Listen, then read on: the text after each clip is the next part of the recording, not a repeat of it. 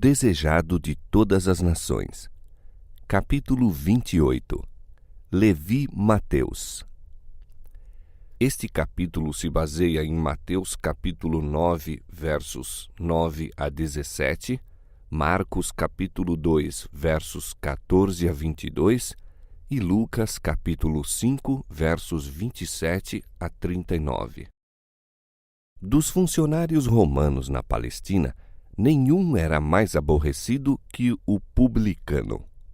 O fato de serem os impostos ordenados por um poder estrangeiro era contínuo motivo de irritação para os judeus, lembrança que era da perda de sua independência.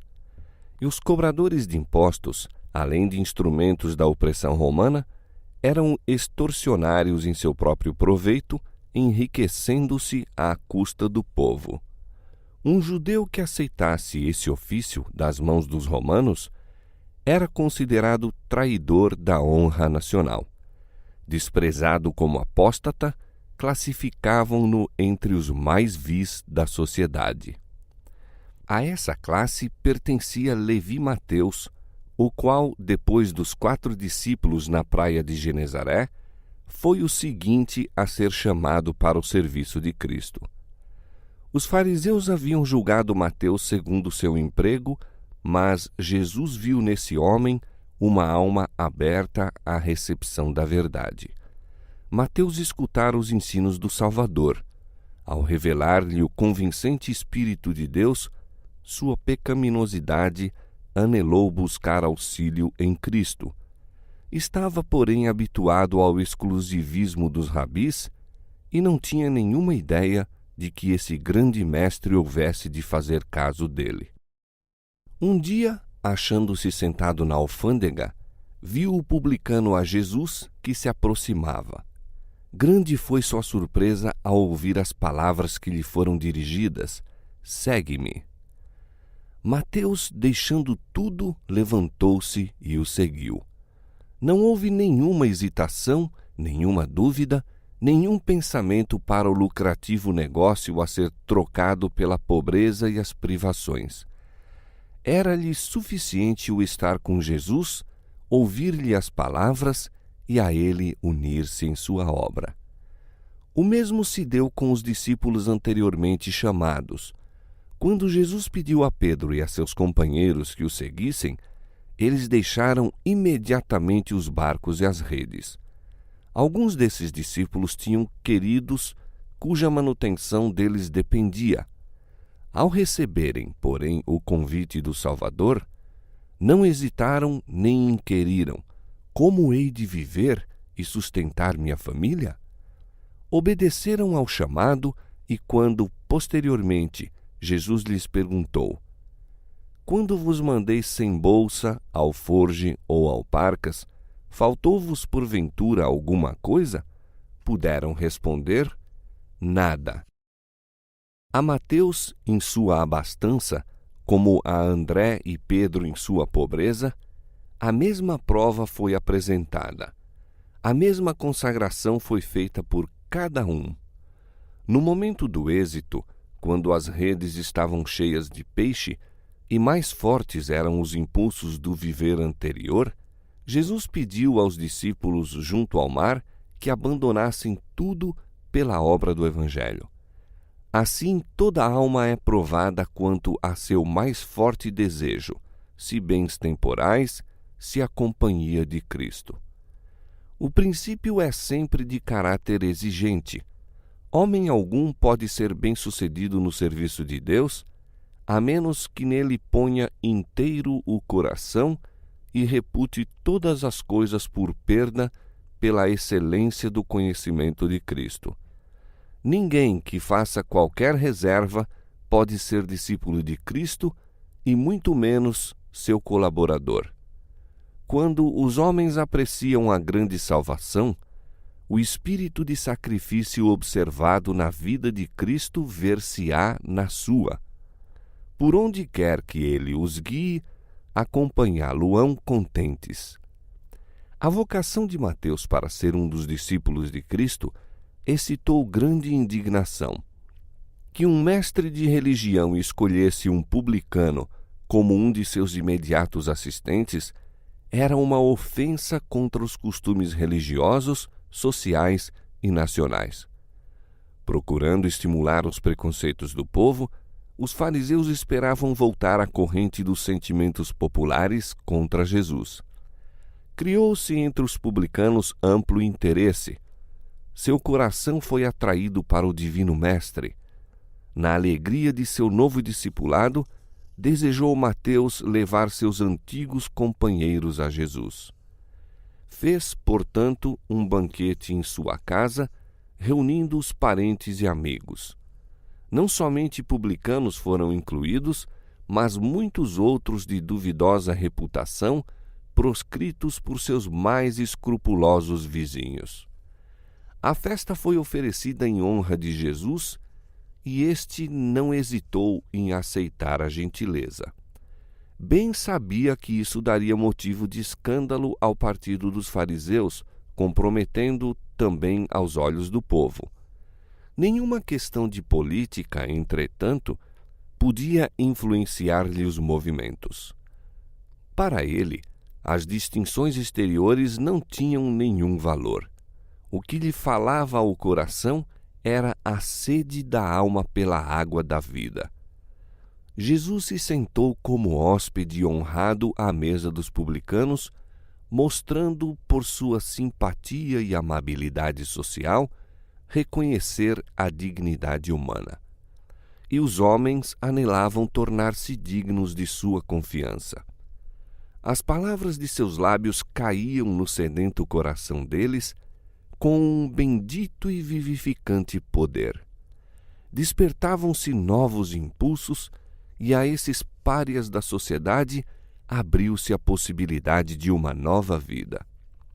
Em reuniões como essa, não poucos foram impressionados pelos ensinos do Salvador, os quais não o reconheceram senão depois de sua ascensão. Quando o Espírito Santo foi derramado e 3.000 se converteram num dia, houve entre eles muitos que tinham ouvido primeiramente a verdade à mesa dos publicanos, e alguns desses se tornaram mensageiros do Evangelho. Ao próprio Mateus, o exemplo de Jesus na festa era uma lição constante. O desprezado publicano tornou-se um dos mais devotados evangelistas, seguindo em seu ministério bem de perto os passos do Mestre. Quando os rabis ouviram falar da presença de Jesus na festa de Mateus, apoderaram-se da oportunidade de o acusar. Procuraram, porém, operar por intermédio dos discípulos. Buscando despertar-lhes os preconceitos, esperavam separá-los do Mestre. Era sua política acusar Cristo perante os discípulos e estes perante Cristo, alvejando onde lhes parecia mais fácil ferir. Tem sido essa a maneira por que Satanás tem operado sempre desde a desarmonia no céu. E todos quantos procuram causar discórdia e separação são atuados por seu espírito. Por que come o vosso mestre com os publicanos e pecadores? Indagaram os invejosos rabis. Jesus não esperou que os discípulos respondessem à acusação, mas replicou ele próprio: Não necessitam de médico os sãos, mas sim os doentes.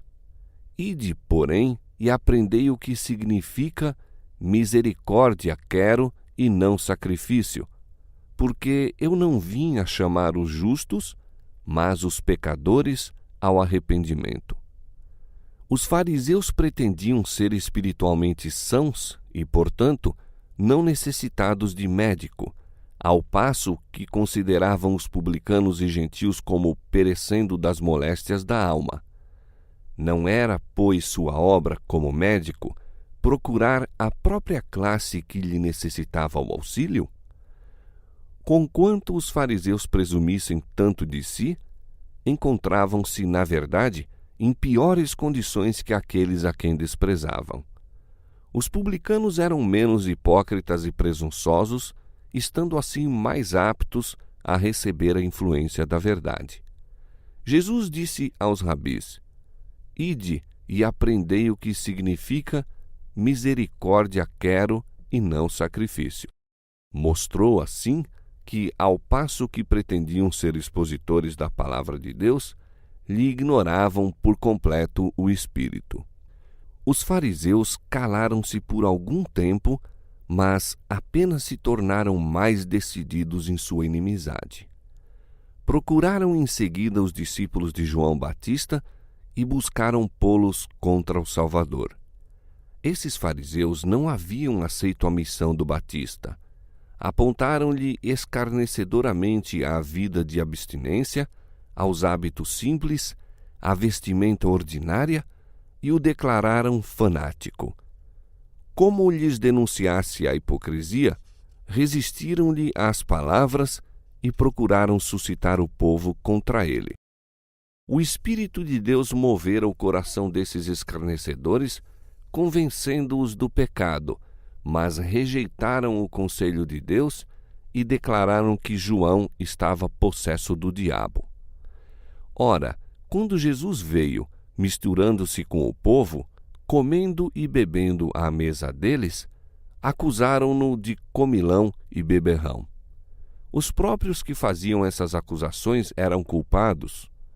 Como Deus é mal representado e revestido por Satanás de seus próprios atributos, assim os mensageiros do Senhor eram desfigurados por esses homens maldosos.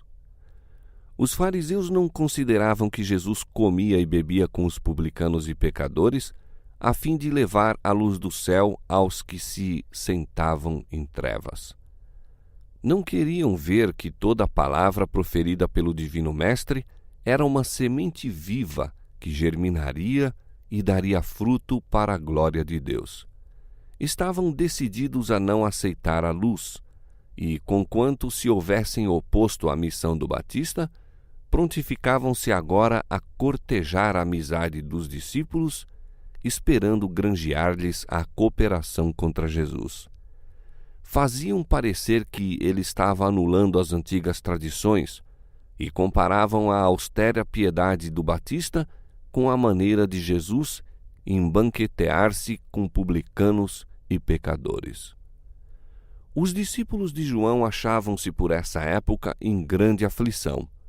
Foi antes de sua visita a Jesus com a mensagem de João. Seu amado mestre encontrava-se no cárcere e eles passavam os dias em tristeza.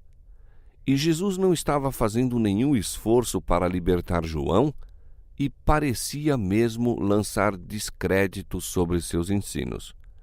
Se João fora enviado por Deus, por que seguiam Jesus e os discípulos caminho tão diverso?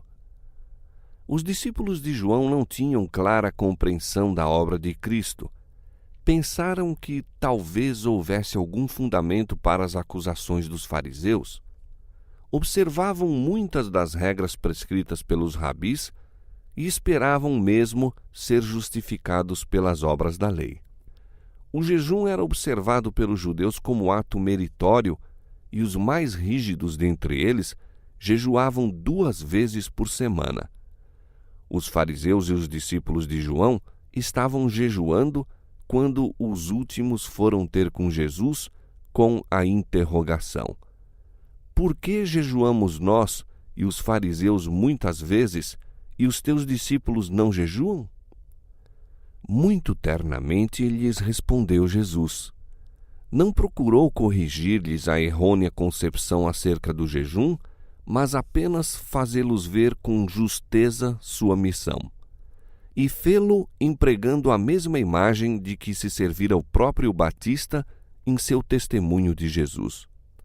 João dissera: aquele que tem a esposa é o esposo, mas o amigo do esposo, que lhe assiste e ouve, alegra-se muito com a voz do esposo. Assim, pois, já este meu gozo está cumprido.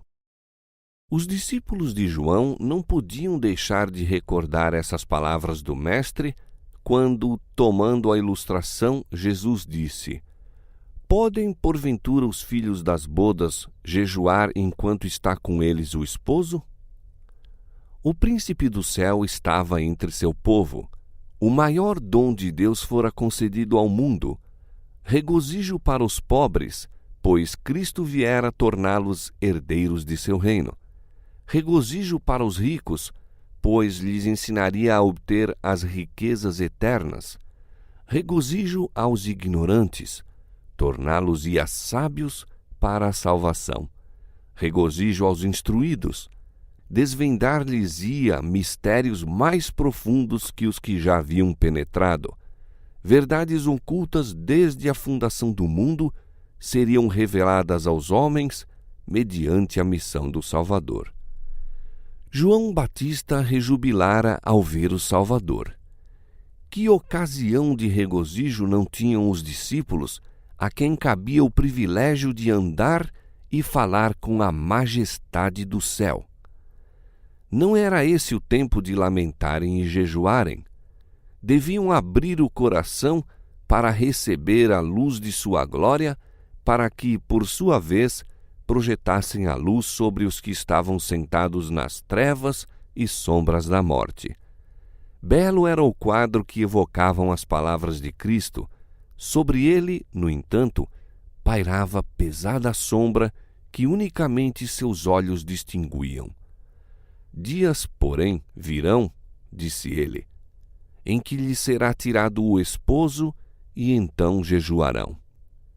Quando vissem seu Senhor traído e crucificado, os discípulos se afligiriam e jejuariam. Nas últimas palavras que lhes dirigia no cenáculo, dissera: um pouco e não me vereis, e outra vez um pouco e ver-me-eis.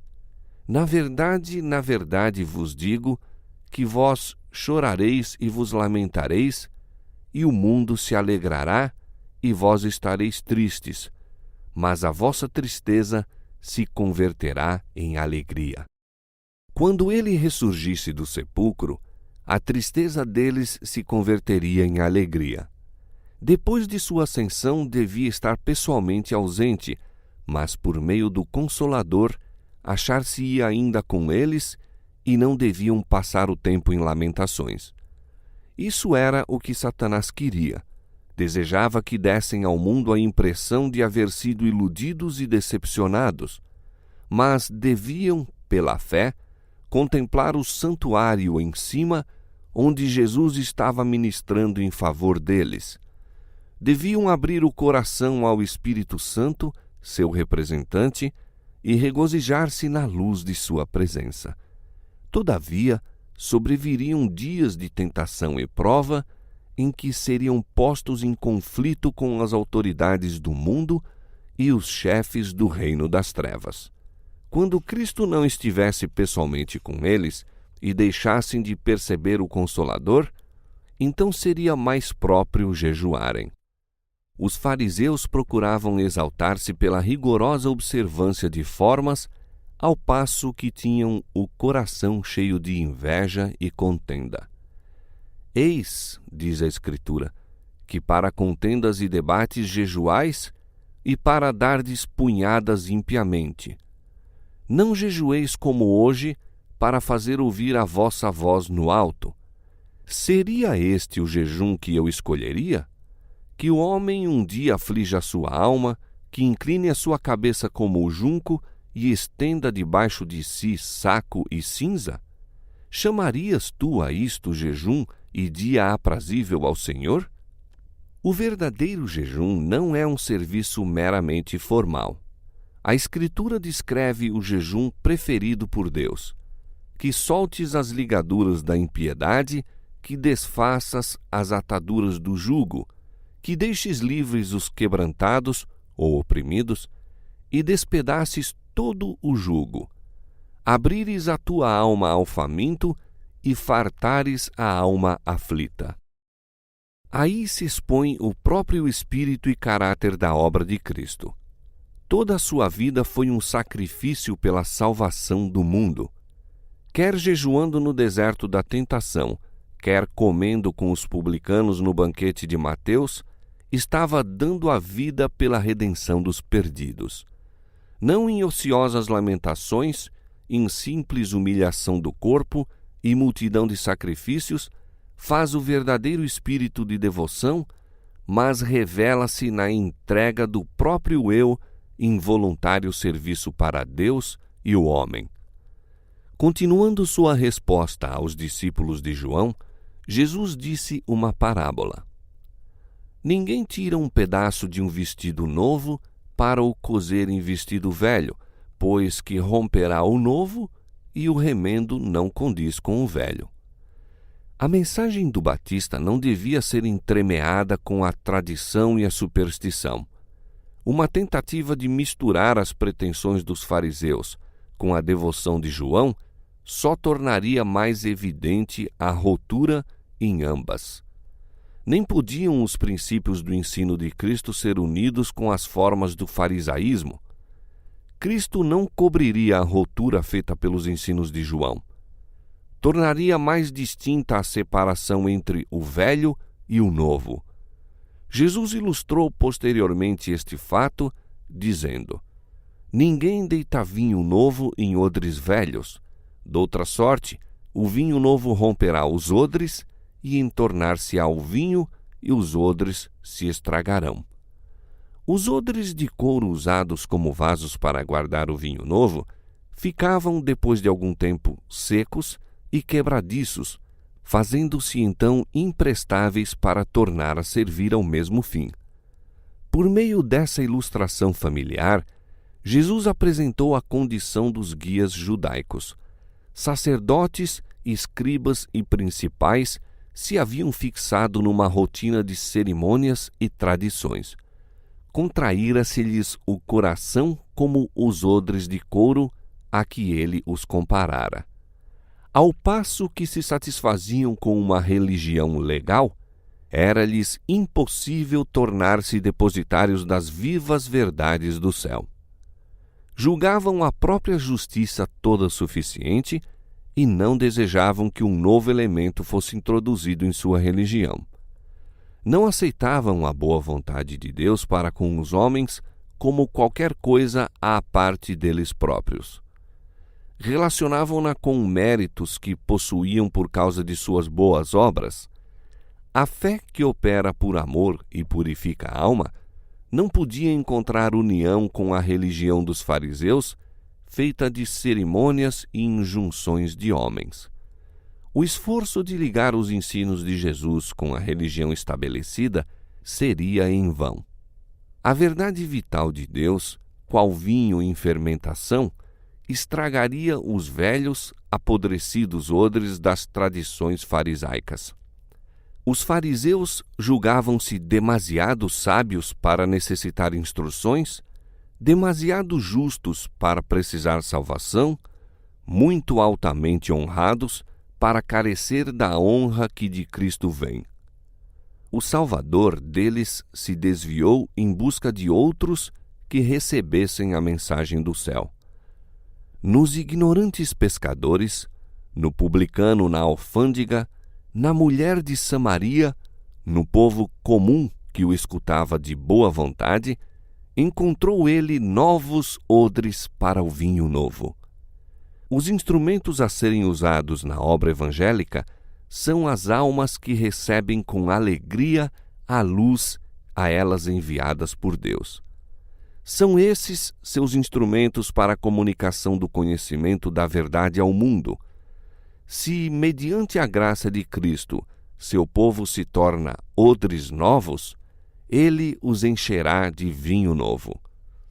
O ensino de Cristo, conquanto representado pelo vinho novo, não era uma nova doutrina, mas a revelação daquilo que fora ensinado desde o princípio. Mas para os fariseus, a verdade perdera sua original significação e beleza. Para eles, os ensinos de Cristo eram, em quase todos os respeitos, novos, e não eram reconhecidos nem confessados. Jesus mostrou o poder dos falsos ensinos para destruir a capacidade de apreciar e desejar a verdade. Ninguém, disse ele, tendo bebido o velho, quer logo o novo, porque diz, melhor é o velho. toda a verdade dada ao mundo por meio de patriarcas e profetas resplandeceu com a nova beleza das palavras de Cristo. Mas os escribas e fariseus não tinham nenhum desejo quanto ao precioso vinho novo. Enquanto não se esvaziassem das velhas tradições, costumes e práticas, não tinham na mente e no coração lugar para os ensinos de Cristo. Apegavam-se às formas mortas e desviavam-se da verdade viva e do poder de Deus. Foi isso que se demonstrou a ruína dos judeus e será a de muitas almas em nossos próprios dias. Há milhares a cometer o mesmo erro dos fariseus, a quem Cristo reprovou no banquete de Mateus. Em lugar de abandonar certa ideia nutrida ou rejeitar algum ídolo de opinião, muitos recusam a verdade descida do Pai da Luz, confiam em si mesmos e dependem da própria sabedoria e não compreendem sua pobreza espiritual. Insistem em ser salvos por alguma maneira em que realizem alguma obra importante. Quando veem que não há nenhum modo de introduzirem o eu na obra, rejeitam a salvação provida. Uma religião legal nunca poderá conduzir almas a Cristo, pois é destituída de amor e de Cristo. Jejuar ou orar quando imbuídos de um espírito de justificação própria é uma abominação aos olhos de Deus. A solene assembleia para o culto, a rotina das cerimônias religiosas, a humilhação externa, o sacrifício imposto, mostram que o que pratica essas coisas se considera justo e com títulos ao céu, mas tudo é engano. Nossas próprias obras jamais poderão comprar a salvação. Como foi nos dias de Cristo, assim se dá agora. Os fariseus não conhecem sua necessidade espiritual. A eles se dirige a mensagem: como dizes, rico sou e estou enriquecido, e de nada tenho falta, e não sabes que és um desgraçado e miserável e pobre e cego e nu? Aconselho-te que de mim compres ouro provado no fogo, para que te enriqueças, e vestidos brancos para que te vistas, e não apareça a vergonha da tua nudez. Fé e amor são o ouro provado no fogo. Mas no caso de muitos, se obscureceu o brilho do ouro e perdeu-se o tesouro precioso. A justiça de Cristo é para eles um vestido sem uso, uma fonte intacta. A esses é dito: tenho, porém, contra ti que deixaste a tua primeira caridade. Lembra-te, pois, de onde caíste e arrepende-te, e pratica as primeiras obras. Quando não, brevemente a ti virei e tirarei do seu lugar o teu castiçal, se não te arrependeres. Os sacrifícios para Deus são o espírito quebrantado. A um coração quebrantado e contrito não desprezarás, ó Deus.